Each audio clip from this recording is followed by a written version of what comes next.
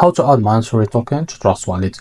Now, as you can see, this token is available on the screen. To be able to add this token to Trust Wallet, click here to copy the token address. As you can see, this token address is under the Solana network.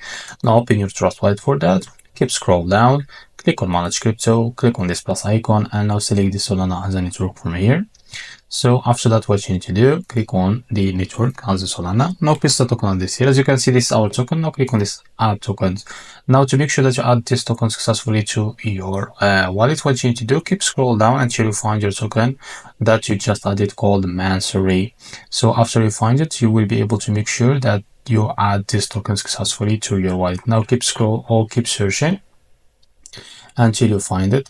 So as you can see, this token, I will just keep scroll down. As you can see, this is our token added successfully to Trust Wallet.